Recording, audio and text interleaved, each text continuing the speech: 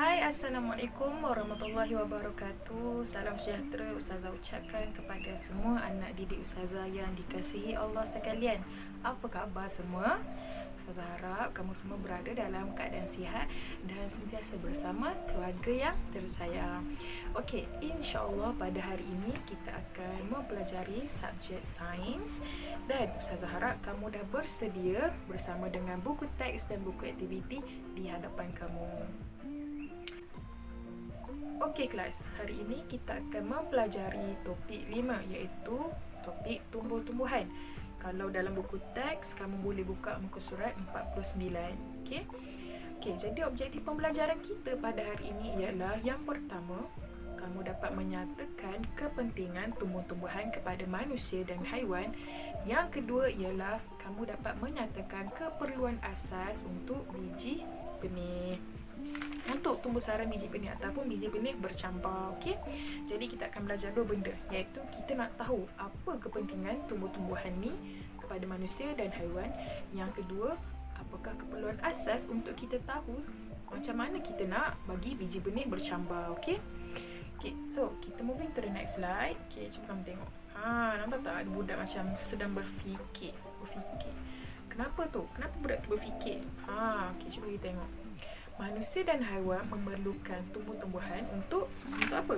Untuk hidup. Jadi mengapa? Okey, mengapa manusia dan haiwan memerlukan tumbuh-tumbuhan untuk hidup? Pernah tak kamu fikir? Ustazah waktu ustazah besar kamu pun ustazah pernah terfikir, kenapa perlu ada tumbuh-tumbuhan? Okey. Jadi untuk memudahkan kamu faham, sebenarnya tumbuh-tumbuhan ini adalah sumber oksigen untuk manusia. Kalaulah dekat bumi ni tak ada pokok, macam mana manusia nak bernafas, betul?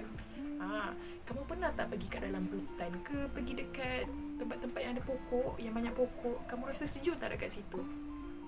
Mesti sejuk kan? Sebab apa? Sebab pokok menghasilkan oksigen dan memberi efek nyaman kepada setiap manusia. Bukan manusia saja, haiwan sekali. Okey. Okey kelas, jadi hari ini saya nak terangkan kepada kamu semua apa kepentingan tumbuh-tumbuhan untuk manusia dan haiwan. Okey, pernah tak kamu terfikir sebenarnya tumbuh-tumbuhan ni apa kepentingan dia untuk kita? Okey, jadi jom kita tengok apa kepentingan tumbuh-tumbuhan.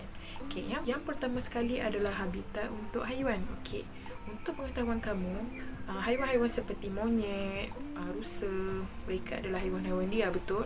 Jadi mereka memerlukan hutan untuk apa? Untuk berlindung, untuk menjadi tempat tinggal mereka. Sebab itu tumbuh-tumbuhan sangat penting untuk mereka.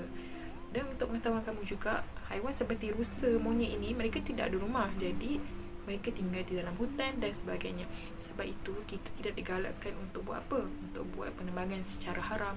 Sebab kita telah memusnahkan kediaman mereka, betul? Okey, yang kedua, sumber udara untuk manusia dan haiwan. Okey, untuk pengetahuan kamu, tumbuh-tumbuhan ini sebenarnya mereka mengeluarkan oksigen dan menyerap karbon dioksida. Manusia dan haiwan, kita akan keluarkan karbon dioksida dan kita akan menyerap oksigen. Sebab itu, bila tempat yang banyak pokok, contohnya macam hutan ataupun kamu pergi taman tema yang ada pokok-pokok ni, kita akan rasa sejuk sangat. Sebab apa? Dekat situ terdapat banyak oksigen. Dan lagi satu yang menariknya, pokok ini sebenarnya akan menghasilkan apa? Menghasilkan efek nyaman untuk kepada siapalah yang berada di kawasan yang banyak-banyak pokok. Okey. Yang ketiga, sumber ubat. Okey, apa yang dikatakan dengan sumber ubat untuk manusia dan haiwan? Okey, orang dulu mereka tidak apa? Mereka tidak pergi ke hospital.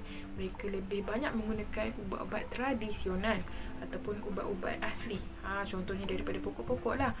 Macam nenek kita dulu ke, kalau luka kat kaki, diorang ambil daun, saya tak pasti daun apa, tapi mereka menggunakan herba-herba daripada tumbuh-tumbuhan untuk merawat luka dan untuk menyihatkan tubuh badan. Okey, sama juga macam haiwan, mereka kalau sakit, mereka akan cari tumbuh-tumbuhan untuk merawat diri mereka. Okey, itu kalau haiwan yang liar lah. Kalau haiwan yang dibela, ustazah akan bawa pergi klinik lah. Contoh macam kucing. Kucing pun kalau dia sakit, dia akan pergi ke mana? Dia akan pergi dekat rumput, dia akan gigit-gigit rumput. Untuk apa? Untuk merawat diri dia sendiri sebenarnya. Okey. Okey, yang keempat adalah sumber makanan untuk manusia dan haiwan. Okey. Sebab itu tumbuh-tumbuhan ini sangat penting. Sebab ada haiwan yang tidak makan daging. Dia dikategorikan sebagai herbivore. Herbivore ini adalah haiwan yang memakan tumbuh-tumbuhan saja. Jadi sangat penting perlunya ada tumbuh-tumbuhan untuk manusia dan haiwan. Okey, pergi pada seterusnya iaitu keperluan asas biji benih bercambah. Okey, Ustazah nak tanya kamu pernah tak tanam pokok dekat rumah? Okey, kalau pernah mesti kamu tahu dan kenal bentuk biji benih macam mana dan sebagainya, betul? Okey, jadi hari ini kita nak kenal pasti ataupun kita nak menyatakan apakah keperluan asas yang diperlukan untuk biji benih bercambah.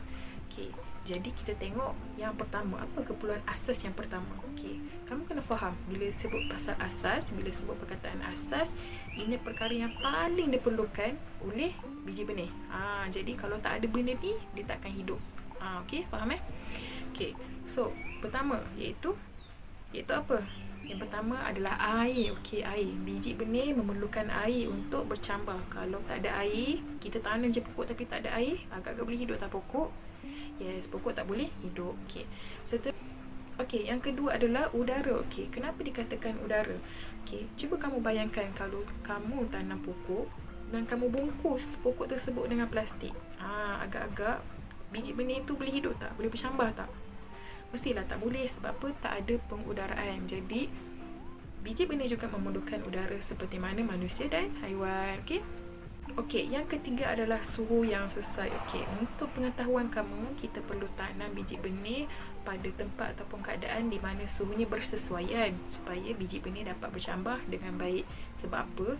Contohnya lah, kalau kamu tanam pokok dan kamu letak dia dekat tengah-tengah terik matahari, agak-agak pokok tersebut boleh hidup tak? Ada jenis biji benih yang tahan, ada yang tak tahan. Kita tengok jenis pokok juga. Tapi kebanyakannya memang tak boleh. Sebab apa? Sebab pada permulaan biji benih ni kita kena tanam dia di tempat yang suhu bersesuaian. Tak boleh terlampau panas dan tak boleh terlampau sejuk. Dia kena sederhana. Mungkin dalam rumah kamu mungkin boleh. Lepas tu bila nampak dia besar sikit, baru kamu buat kat luar. Okey kelas, itu saja pembelajaran kita pada hari ini. Tetapi sebelum kita nak buat latihan yang Ustazah akan berikan sebentar lagi, Ustazah ada satu aktiviti yang Ustazah nak kamu lakukan di rumah. Aktiviti apa itu? Okey, jom kita saksikan. Okey kelas, hari ini kita akan membuat uji kaji memerhatikan tumbesaran pokok kacang hijau. Jadi anda diminta untuk menyediakan bahan-bahan seperti di bawah. Sekiranya kamu tidak ada cawan plastik, kamu juga boleh gunakan botol seperti Ustazah punya. Okey, nampak? Ustazah gunakan botol, Ustazah gunting bahagian bawahnya. Dan Ustazah tulis A, B dan C. Sebab kita nak asingkan ketiga-tiga biji kacang hijau. Okey, setelah itu Ustazah ada beberapa biji kacang hijau, ada air dan ada kapas. Okey, yang pertama sekali untuk botol A, apa yang perlu kita buat adalah kita perlu basahkan kapasnya dahulu. Basahkan kapas dan kita mampatkan di dalam botol tersebut. Setelah mampat, kita masukkan beberapa biji kacang hijau ke dalam kapas. Setelah kita siap letakkan beberapa biji kacang tersebut, kita boleh letakkan kacang tersebut di tepi.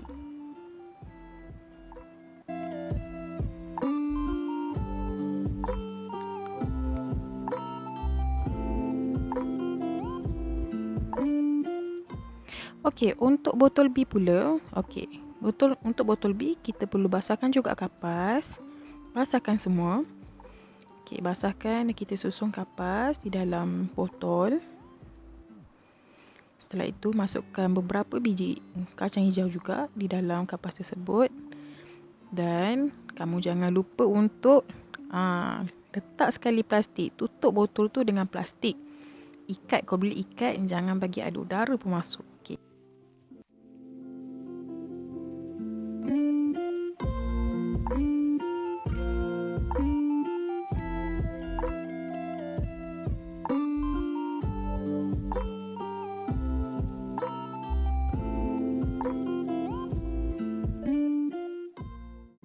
Untuk botol C pula, kamu perlu masukkan saja kapas yang kering dan letakkan beberapa biji kacang hijau. Ustazah minta maaf sangat kerana untuk recording botol C tiada.